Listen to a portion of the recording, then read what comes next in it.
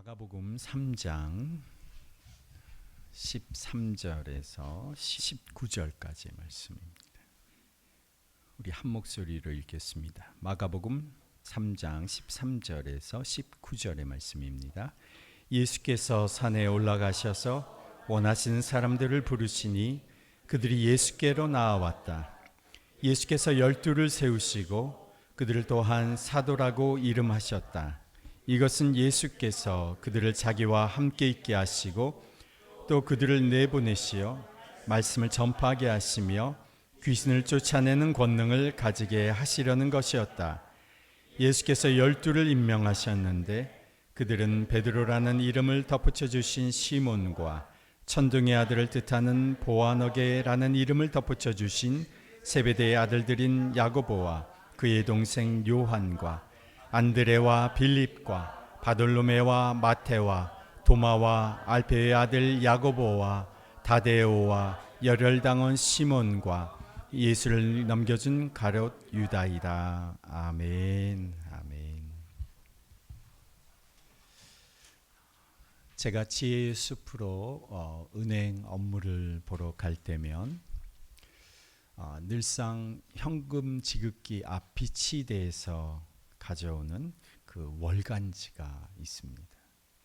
한 라디오 프로그램에서 매달 정기적으로 발간하는 월간지인데 그 은행에서 후원을 하고 또 은행 광고도 들어가 있어서 고객들이 가져갈 수 있도록 눈에 띄는 곳에 비치해 두는 월간지입니다. 이 월간지를 제가 늘 즐겨 읽습니다. 사람 살아가는 이야기들이 저는 참 재미있습니다. 세상엔 참 다채로운 일들을 겪으면서 살아가는 다양한 사람들이 있다는 사실이 놀랄 따름입니다. 또 월간지를 읽다 보면 쉽지 않은 상황, 정말 척박한 처지에서 살아가는 사람들도 참 많구나 하는 사실을 알게 됩니다. 책이란 것이 다른 사람의 그 생각과 경험을 간접적으로 경험하게 해주는 것이라면 이 월간지는 짧은 글들이기는 하지만 여러 사람의 생각과 경험을 한꺼번에 경험하게 해주는 마치 짧은 인생 백과사전 같다는 느낌이 듭니다. 여기에 보면 참 훈훈한 얘기들, 감동적인 얘기들, 또 추억 어린 이야기들이 많이 나옵니다. 이것이 또한 라디오에 소개되는 내용이기도 합니다. 제가 지난 3월호에 기억에 남는 이야기가 하나 있습니다. 제목이 미워할 수도 좋아할 수도 없는 엄마입니다. 사연이 이렇습니다. 55세 여성인 이분이 친정 엄마를 생각하면 불편하고 한숨이 먼저 나온다고 합니다.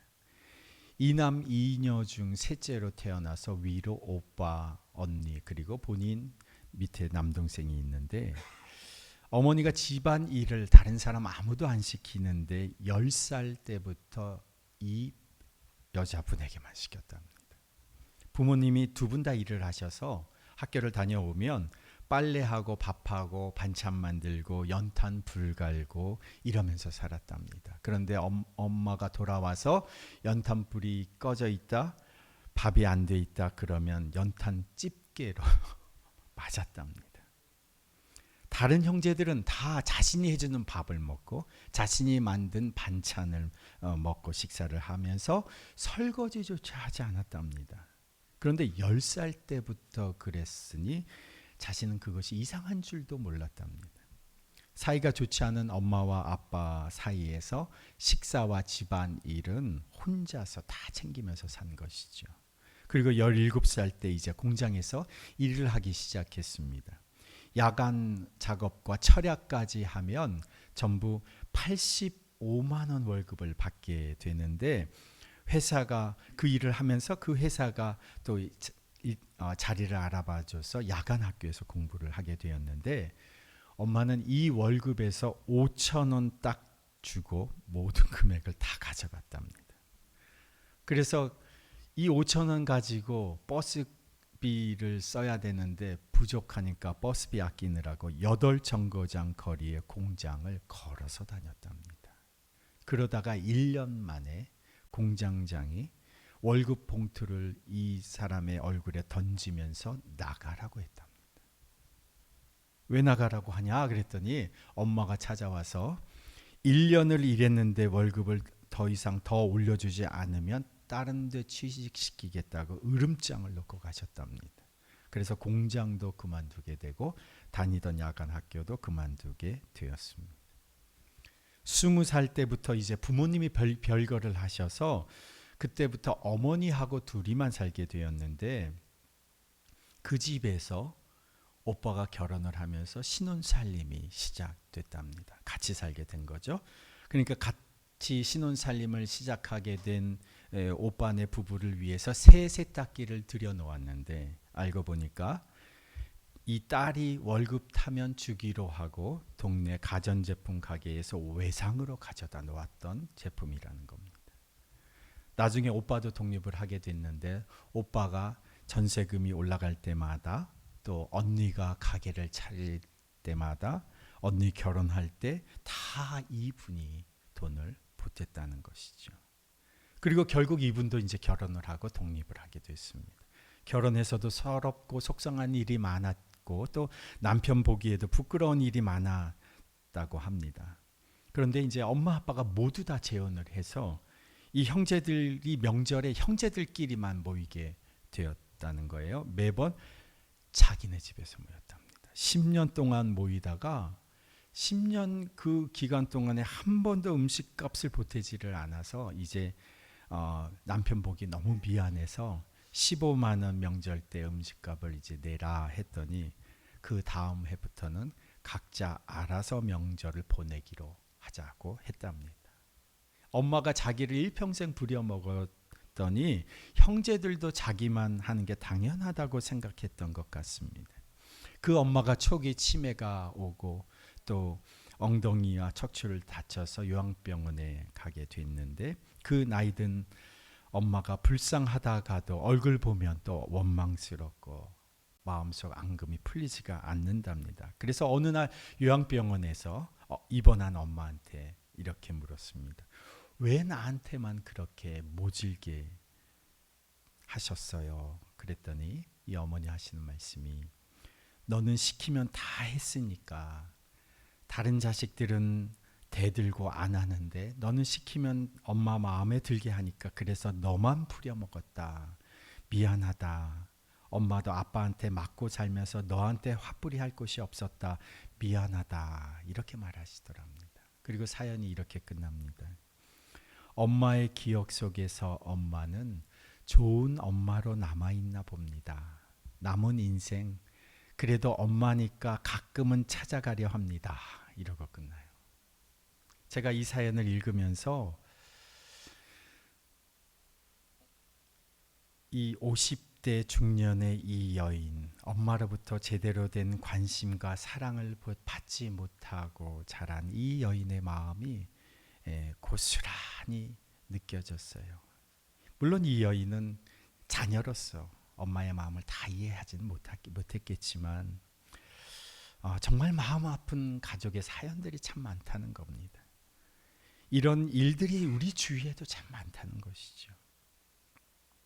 우리 주위에도 부모 자녀로서의 관계에서 또 형제지간의 관계에서 또 부부지간의 관계에서 공식적으로 보기에는 아무 문제 없는 관계인데 실제는 진정한 사랑이 나누어지지 않는 그런 관계가 참 많다는 겁니다. 서로 냉담하게 서로 고립돼서 서로에게 아무런 감정의 교류, 생각의 교류, 사랑의 교류가 일어나지 않는 그런 관계가 참 많다는 것이죠. 그런데 더 마음 아픈 일은 이것이 우리 신앙생활에서도 벌어지는 일이라는 겁니다. 공식적으로 세례도 받았습니다. 직분도 있습니다. 사람들이 나를 집사라, 권사라, 장로라고 부릅니다. 사람들이 나를 전도사, 목사라고 부릅니다. 공식적으로 나는 하나님의 자녀입니다. 교인입니다. 예수님 모르는 게 아닙니다. 교회에서 주어진 역할과 책임도 있습니다. 그런데 실제로는 예수님과 교제가 없다는 것입니다. 가족으로 호적상 등록되어 있어도 실제로는 아무런 사랑의 교제가 없는 엄마와 딸처럼 아무런 사랑의 교제가 없는 사람들이 신앙생활에서도 있다는 것이죠. 우리가 마가복음 3장을 읽었었는데 마가복음 3장에 보면 예수님 주위에 많은 사람들이 몰려들었습니다. 그들은 예수님이 행하신 소문을 들었던 사람들입니다. 예수님이 수많은 병을 고치시는 소식을 듣고 변변한 병원조차 없었던 그 당시의 여건에서 사람들이 예수님께 몰려들었습니다. 그런데 마가복음 3장 13절에 보면 우리가 아까 읽으신 첫 구절인데요. 13절에 보면 예수께서 산에 올라가셔서 원하시는 사람을 부르시니 그들이 예수께로 나왔다. 이렇게 시작합니다. 예수께서 산에서 원하시는 사람을 선택해서 부르셨다는 거죠. 그래서 그들이 예수께로 나왔습니다. 우리를 위해서, 우리를 구원하기 위해서, 우리를 대신해서 십자가에 죽으시고 부활하신 예수님, 그 예수님이 사람들 중에서 사람을 선택하시는 겁니다. 그리고 그 선택한 사람을 부르시는 겁니다. 그래서 요한복음 15장 16절에 너희가 나를 택한 것이 아니라 내가 너희를 택하여 세운 것이다. 예수님이 제자를 택하시고 그리고 제자를 부르시는 겁니다. 그런데 예수님이 이렇게 많은 사람들이 몰려든 가운데서 그들 12명이라고 하는 제자를 택하시고 부르신 이유가 무엇이었는가? 오늘 마가복음 3장 14절의 말씀을 다시 한번 보시면 함께 읽겠습니다. 예수께서 12를 세우시고 그들을 또한 사도라고 이름하셨다.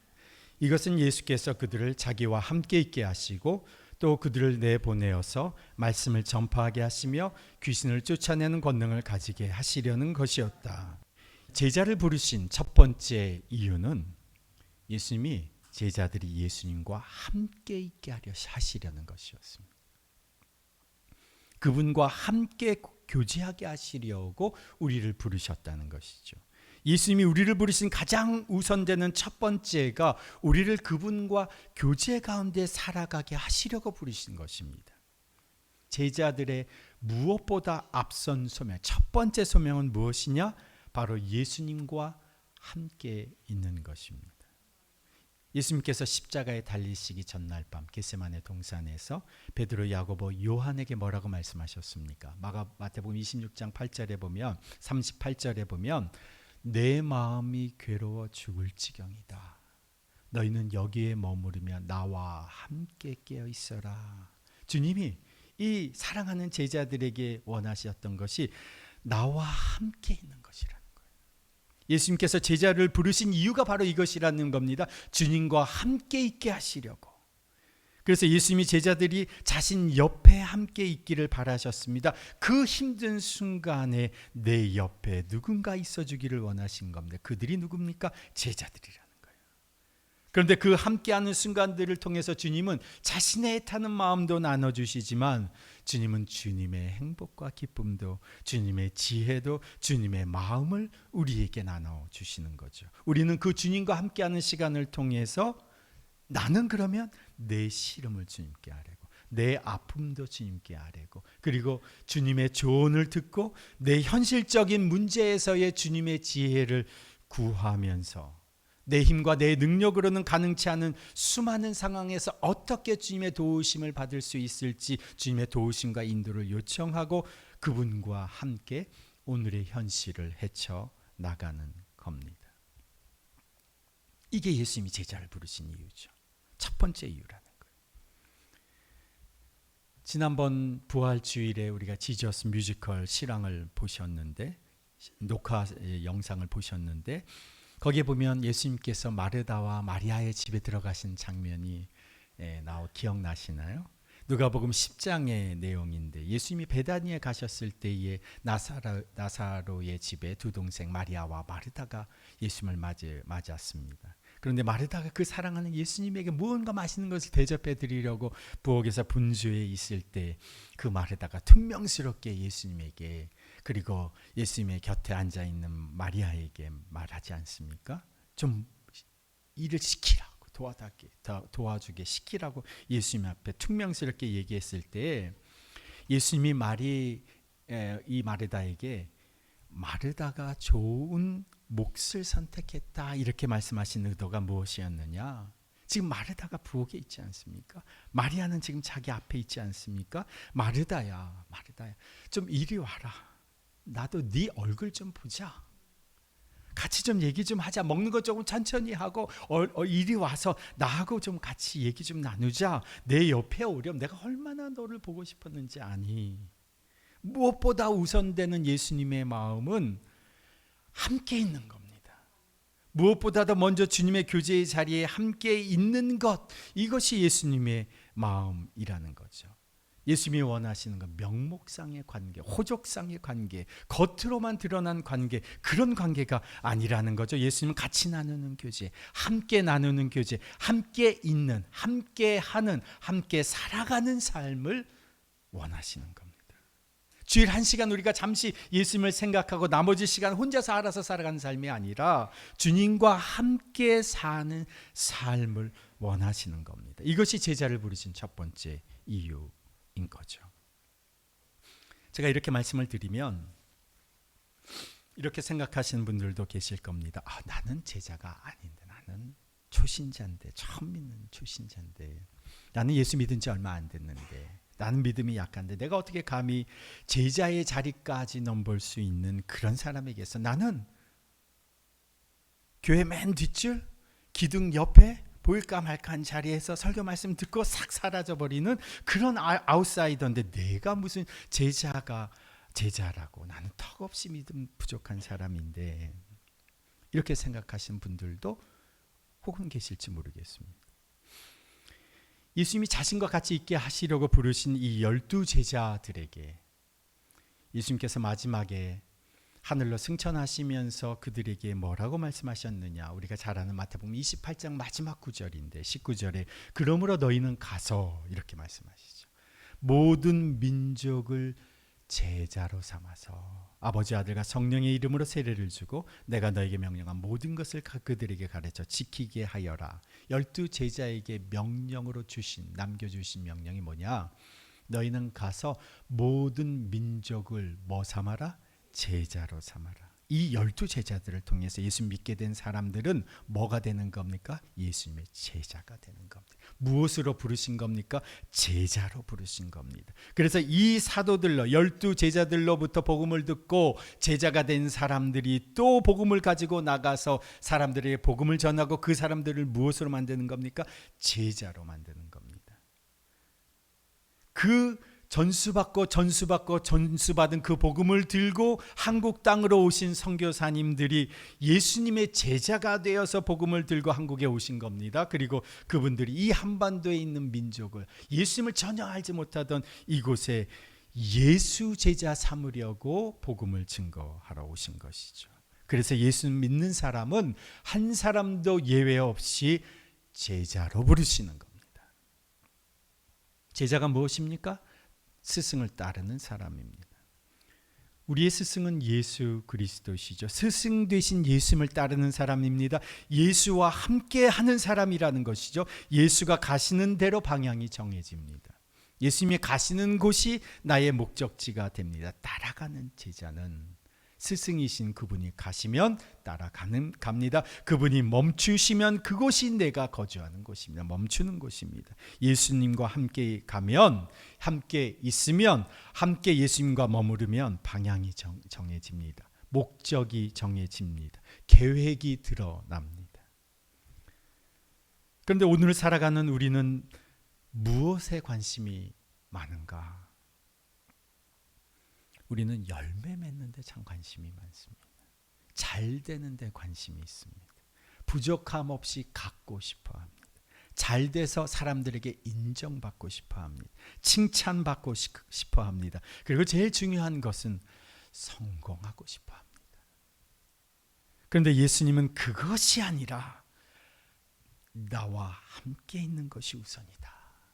많은 사람들이 무언가 성과를 내야 하나님이 기뻐하실 것이라고 생각합니다. 우리는 무엇인가 의미 있는 열매를 주님 앞에 맺으며 살아가 주님 앞에 올려드려야만 하나님을 기쁘시게 해드릴 수 있을 거라고 생각합니다. 그래서 우리의 마음이 무엇을 하나님이 기뻐하시는 일을 할 수 있을까? 기뻐하시는 일을 어떻게 할 수 있을까? 무엇을 하면 좋을까? 늘 그렇게 생각하기를 좋아하면서 그렇게 추구하다가 그러다가 정작 중요한 것을 놓치죠. 주님과 함께 있는 것을 놓쳐버립니다. 그렇게 되면 성과도 열매도 아무 소용이 없습니다. 성공도 아무 소용이 없습니다. 돈도 아무 의미가 없습니다. 그래서 요한복음 15장 3절에서 예수님께서 우리에게 이렇게 말씀하셨어요. 너희는 나를 떠나서 너희가 아무것도 할 수 없다. 이 요한복음 15장이 예수님과 우리와의 관계를 이렇게 말씀하셨죠. 나는 포도나무요 너희는 가지이다. 너희가 어떻게 열매를 맺는 인생이 되느냐? 내게 붙어 있으면 열매를 맺는다. 15장 5절을 제가 다시 한번 읽어드리면 나는 포도나무요 너희는 가지이다. 사람이 내 안에 머물러 있고 내가 그 안에 머물러 있으면 그는 많은 열매를 맺는다. 붙어 있으면 결국 열매는 맺는 것이라는 거죠. 미국에서 액세서리 가게를 시작해서 5년 만에 미국 동부 남부에 10개의 매장을 운영해서 5년 만에 큰 부를 얻은 재미사업가 이진남 대표라는 분이 계십니다. 여성분이신데 무일푼에서 시작해서 아주 단기간에 많은 부를 얻게 되었죠. 3명의 가정부를 둔 대저택에서 살면서 쇼핑을 위해서 비행기를 타고 미국 동부에서 서부로 다녔던 사람입니다. 이분이 셋째 아들을 낳은 후에 산후 우울증이 찾아왔습니다. 자신이 왜 사는가? 자신의 인생의 목적은 무엇인가? 라는 질문에 아무런 대답을 하지 못하는 자신의 허무한 인생을 직시하게 된 것이죠. 그때 한인교회를 찾았는데 이전까지 들리지 않았던 설교 말씀이 그날 들렸답니다. 그날 설교의 제목이 돌아온 탕자였습니다. 처음으로 교회에서 눈물을 흘리고 하나님을 알고 싶어졌답니다. 그래서 사업을 잠시 다른 분께 맡겨놓고 성경 말씀을 읽고 묵상하고 기도하기 시작했습니다. 그런데 기도하면 할수록 자신이 지금 가지고 있는 이 재산과 사업이 아무런 의미가 없다는 것을 깨닫게 되면서 이분이 모든 것을 다 정리하고 한국으로 귀국을 했습니다. 한국에 들어와서 이분이 막 사업을 펼치신 것이 아니라 성경 말씀을 읽으면서 오랜 시간 주님과 교제하면서 하나하나 주님께 묻다가 그녀의 갈 길이 정해졌습니다. 나는 비즈니스로 선교사처럼 살아야 되겠다. 그리고 한국에서 회사를 세우고 이제 자신의 전공과 사업의 경험을 살려서 쿠미오리라고 하는 브랜드 핸드백 회사를 세웁니다. 연예인이 아마 그걸 들고 다녀서 조금 이름이 났던 것 같아요. 그리고 회사 이름도 퓨리탄이에요. 청교도. 저는 이분이 이런 회사를 시작해서 어떤 규모로 그 기업이 일어났는지 어떤 회사가 되었는지 보다 저의 관심의 대상이 되었던 것은 이 사업과 이분의 삶이 주님과의 오랜 시간의 교제의 과정 속에서 그 열매로 이 사업이 이루어졌다는 거죠. 주님과 함께 있으면, 주님께 붙어 있으면 그곳에는 반드시 그에 따른 열매가 맺히게 되어 있습니다. 주님이 가시는 길이 나의 길이 됩니다. 주님이 방향을 오른쪽으로 트시면 나의 인생의 방향도 오른쪽으로 향하는 겁니다. 주님과 함께하는 사람은 주님의 길이 곧 나의 갈 길이 되는 겁니다. 주님의 계획이 나의 계획이 되는 겁니다. 주님의 목적이 나의 목적이 되는 것입니다. 붙어 있으면 열매를 맺게 되어 있습니다. 함께 있는 것은 주님께 붙어 있는 것입니다. 붙어 있으면 수분과 양분을 공급받습니다. 우리가 수분과 양분을 어떻게 공급받느냐? 주님으로부터 어떻게 공급받느냐? 수분은 기도를 통해서 공급받습니다. 양분은 말씀을 통해서 공급받습니다. 기도와 말씀의 자리에 있으면 우리 인생에 수분과 양분이 공급되어서 자라나게 되어 있습니다. 그러면 말라 보였던 줄기에도 새싹이 솟아나는 겁니다. 희망이 보이지 않던 인생에도 새싹이 솟아나는 겁니다. 우리 카페에 겨울 내내 텅 비어있던 작은 화분들이 있습니다. 겨울이 돼서 다 식물이 그만 죽어버렸죠. 봄이 되면서 다 죽어있던 이 말라있는 화분들 한번 정리해야겠다 이제 제가 생각을 하고 있었는데, 다 죽은 줄 알았던 이 화분에서 새싹이 나왔습니다. 이것이 참 신비로운 생명의 신비죠. 제가 그 증거로 화분을 가져왔어요. 보여드리려고.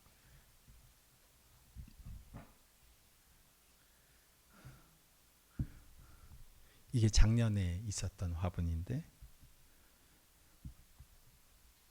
다 죽은 줄 알았는데 이제 봄이 되고 어느새 돌아서 보니까 이렇게 싹이 하나 두 개 나오더 이렇게 지금 많이 자랐습니다. 나 같은 인생에도 새로운 싹이 날 수 있을까? 여기 화분이 그 작은 증거입니다. 이 화분의 이파리를 하나 떼어서 이렇게 비벼보면 근사한 향기가 납니다. 이게 페퍼민트 향입니다. 이 잎을 뜨거운 물에 담갔다가 우려서 먹으면 페퍼민트 향이 우러나오면 페퍼민트 차가 되는 겁니다. 내 인생에 소망이 있을까 생각이 드시는 분들은 오늘 이 이파리를 한두 개씩 다 따가셔 보세요. 이 이파리에 뜨거운 물을 붓고 좀 우려내서 차를 드시면서 그리고 마음속으로 다짐해 보십시오. 이제 나도 새 생명의 이파리를 피워내리라. 어떻게 해요? 주님께 붙어 있으면, 수분과 양분을 공급받으면, 기도와 말씀 속에 살아가면 할 수 있을까 없을까 물을 필요가 없습니다. 주님이 생명을 틔우시는 겁니다. 붙어 있으면 할 수 있습니다. 붙어 있으면 새로운 생명이 시작됩니다. 붙어 있으면 새 싹이 자라납니다. 붙어 있으면 반드시 열매를 맺게 되어 있습니다. 마가복음 4장 28절에 이런 표현이 있어요. 땅이 열매를 맺는데 처음에는 싹을 내고 그 다음에는 이삭을 내고 또 그 다음에는 이삭의 알찬 나달을 낸다. 열매가 있고 그리고 낫을 대서 추수를 한다. 붙어 있으면 처음에는 싹이 나는 겁니다. 시간이라고 하는 과정을 거쳐서 거기에 이삭이 맺히는 겁니다. 그리고 알찬 나달이 거기에 열리는 겁니다. 그 열매가 익으면 추수 때가 되는 겁니다. 그 추수 때가 우리 인생의 추수 때죠. 그런데 붙어 있지 않으면, 겉으로는 붙어있는 것 같은데 실제로는 아무런 교제가 없는 인생은 어떻게 되느냐? 주님이 제거해 버리신다. 우리가 그냥 지나쳐 버리지만 요한복음 15장 2절이 이렇게 말씀하십니다. 내게 붙어 있으면서도 열매를 맺지 못하는 가지는, 겉으로만 붙어 있는, 실제로 교류가 없는 거죠. 열매를 맺지 못하는 가지는 아버지께서 다 잘라 버리시고, 종교인으로 살아가는 사람들, 살아있는 예수 그리스도와의 살아있는 교제가 없이 살아가는 종교인으로 살아가면 결국 나무에서 줄기에서 다 떨어져 나가는 겁니다. 교회 역사를 살펴보면 사라져간 교회들은 이렇게 제거된 가지들입니다. 제가 지난 50년의 역사를 제가 되돌아보아도 제 주위에 이렇게 하나님이 제거해 주신 가지들이 머릿속에 떠오르는 사람들이 있고 그런 교회들이 있습니다. 이렇게 제거되는 교회들이 유럽의 그 대형 성당들이 아니었습니까? 그런데 이것이 지금 오늘 우리 이 시대의 현상이 되었습니다. 오늘 이 시대의 현상이 되었어요. 오늘 이 시대에 어느 교회가 주님이 사용하시는 교회인가? 주님께 붙어 있어서 주님이 의도하시는 대로, 생각하시는 대로 주님의 손과 발이 되어서 순종하는 교회가 바로 살아있는 교회입니다. 위대한 교회는 큰 교회가 아닙니다. 주님께 붙어있는, 그래서 주님께 살아있는 교제 가운데서 순종하는 교회가 위대한 교회입니다. 그러면 위대한 인생은 무엇입니까? 열매 맺는 성공한 인생이 아니라, 열매가 많이 맺은 성공한 인생이 아니라 주님께 붙어있는 인생, 주님께서 원하시는 대로 순종하는 인생이 위대한 인생이라는 겁니다. 그러면 그 인생은 반드시 열매를 맺는 겁니다. 내적으로는 성령의 열매, 사랑과 희락과 화평과 오래 참음과 자비와 양성과 충성과 온유와 절제, 예수님의 성품을 닮은 인격의 열매를 내적으로 갖추고 그 영혼의 의의 열매, 구원의 열매, 영생의 열매, 결국 하나님의 영원한 나라에까지 이뤄가는 거죠. 빌립보서 1장 11절에 예수 그리스도로 말미암아 의의 열매가 가득하여 하나님의 영광과 찬송이 되기를 원하노라. 이런 열매를 우리가 결국 맺게 되는 거죠. 그리고 외적으로는 이게 열매가 이제 내적으로부터 외적으로 주님께 붙어 있어서 열매를 맺기 시작하면 결국은 어떻게 외적으로는 그리스도의 사랑과 은혜를 그리고 그 복음을 나누고 베풀며 섬기며 봉사하며 살아가게 되는 것이죠. 이것이 열매 맺게 하시는 과정에서 바로 아까 읽었던 우리의 본문의 두 번째 사명, 말씀을 전파하게 하시고 모든 권세를 굴복케 하시는 능력으로 나타나는 겁니다. 그러면 이제 우리가 어떻게 주님께 붙어서 살 것인가? 어떻게 우리가 일상에 이렇게 바쁜 삶을 살아가는 이 현대의 삶 속에서 어떻게 주님께 꼭 붙어 있는 삶을 살아갈 수 있을 것인가? 그것은 여러분들이 소그룹 안에서 한번 지혜를 모아 보십시오. 그 방법을 한번 찾아보십시오. 어떻게 그것을 실천할 수 있는지를 한번 정해 보십시오. 우리 교회 공동체는 혼자 하기 어려우니까, 혼자는 잘 안 되니까 지체들이 그 삶을 살아갈 수 있도록 함께 기도하자. 아침 기도회로 함께 기도하고, 수요 성경 읽기로 말씀을 읽고, 금요 기도회로 함께 기도하고, 이렇게 주일마다 모여서 함께 주님 앞에 말씀과 기도하며 예배드리는 것 아닙니까? 수요일날 직장 다니는 사람들을 위해서 직장 한가운데서 이 주의가 목요일마다 12시에 직장인 모임으로 우리가 섬기고 있는 것이 아닙니까? 이게 교회 공동체가 하는 역할이죠. 오늘 이 아침에 우리 자신에게 물어보십시다. 나는 살아있는가? 나는 주님께 붙어있는가? 나는 겉모습만 있고 실제 교제가 없는 것이 아닌가? 호적의 가족으로는 돼 있는데 주님과는 밥 한 번 같이 먹지 않는 아무런 교제 없이 살아가고 있는 것은 아닌가? 한번 우리 자신을 돌아보십시다. 주님이 살아있는 교제 속으로 우리를 초대하십니다. 너희가 나를 택한 것이 아니라 내가 너희를 택하였다. 우리가 잘 아는 계시록 3장 20절에 볼지어다 내가 문 밖에 서서 두드리노니, 이 말씀을 사실은 이 초대는 안 믿는 자들을 위한 초대가 아니라 사실은 요한 공동체에 이 아직 살아있는 교제가 없는 그리스도인 공동체 안의 사람들을 위한 초대입니다. 명목상의 그리스도인이지만 아직 주님 안에서 살아있는 교제가 없는 이들을 위해서 계시록 3장 20절의 초대를 우리에게도 알려주시는 거죠. 볼지어다 내가 문 밖에 서서 두드리노니 누구든지 내 음성을 듣고 문을 열면 내가 그에게로 들어가 그와 더불어 먹고 그는 나와 더불어 먹으리라. 밥 한 번 먹자 말해놓고 수년간 주님을 식사자리에 한 번도 초대하지 않은 이들을 위해서 예수님이 문을 두드리시는 거죠. 밥 먹자 했는데 언제 먹겠니? 이제 함께 먹자. 이제 함께 하자. 같이 먹고 사는 존재로 살아가자. 내가 너를 끝까지 책임진다. 주님이 우리를 부르시는 거죠.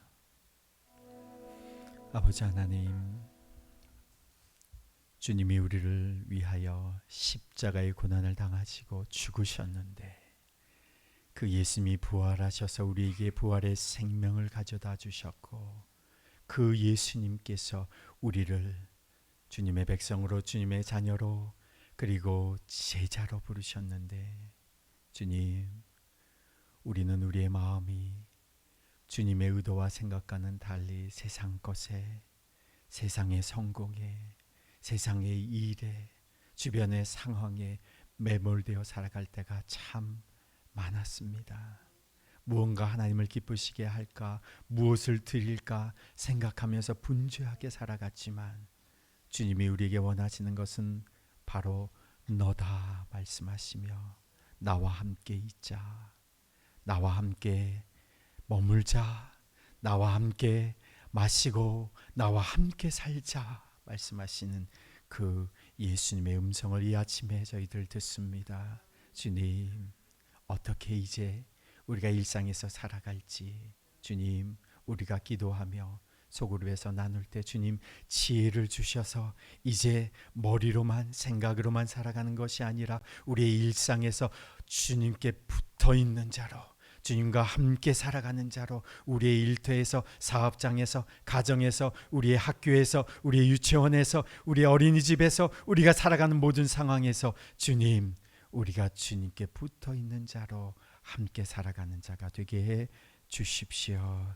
그리하여 우리를 통하여 하나님이 맺게 해주시는 열매가 우리 인생에 하나하나 맺히게 해주시고, 우리를 통하여 하나님이 하고자 하시는 일들이 하나하나 성취되게 해주시고, 더비교회 공동체를 통해서 이 지역 가운데 하고자 하시는 주님의 일이 하나하나 열매 맺게 해 주옵소서.